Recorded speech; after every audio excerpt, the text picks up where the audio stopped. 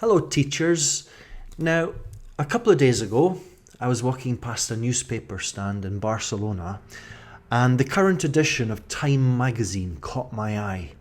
And you know Time magazine, it's famous for its covers. They do a really good job in creating covers, images that really capture or reflect the emotion, the things that are happening in the world. And this one right here, I bought it, is no exception.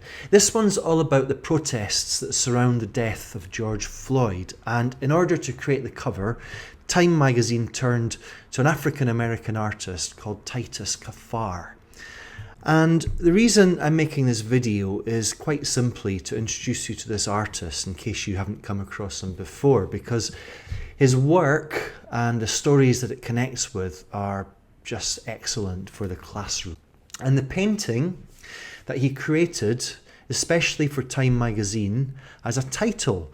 And what I think is quite interesting is the title that he has chosen. I suppose it could have been something obvious, like 8 minutes and 46 seconds, which, as we know, is the time that the police officer held his knee on George Floyd's neck, which resulted in George Floyd's death. But that's not the title he chose. That would have been too obvious. Or he could have chosen something else like Mama. That would have been very appropriate. As you know, that was one of the last things that George Floyd said. He called out for his own mother just before he died. And George Floyd's own mother had actually passed away herself 2 years before, which makes the whole thing just incredibly harrowing. But again, that's not the title that Titus Kaphar has chosen for this painting.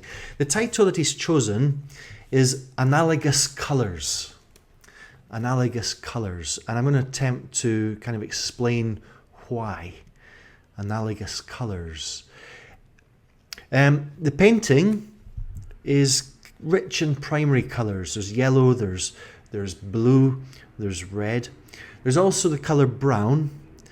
And there's a colour that I think the artist has referred to, or at least kind of implied, that it is the colour of loss. The colour of loss. Let me explain. The subject of the image is an African-American mother, and she's holding a baby. This is an image of mother and child. This should be an image of joy and warmth and tenderness, but it's not. This is an image of grief and despair and helplessness because the child is not there. This is a technique that the artist has used before. What he does is he cuts out a part of the image. In this case, he's actually cut out a part of the canvas. So the child has been cut out and is not there. And this is what I think the artist refers to as the colour of loss. Let me show you. The colour of loss. And all around the border here of the magazine, you have the names of 35 black men and women that were killed, in many cases by police officers, because of systemic racism. And of course 35 is just the tip of the iceberg.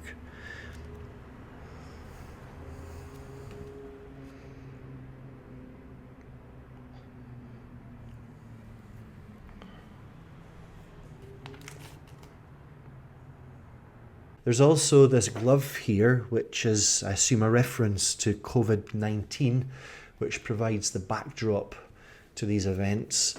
It was supposed to be the great equalizer, but so many more black Americans have been affected, killed by the disease than whites, a much bigger proportion, I should say. It wasn't the great equalizer, it's a demonstrator of the great inequalities. The artist has written a short text. It resembles a poem, and you can see it on the Time website. I'm going to read a few parts from it. He starts by saying, "I cannot sell you this painting.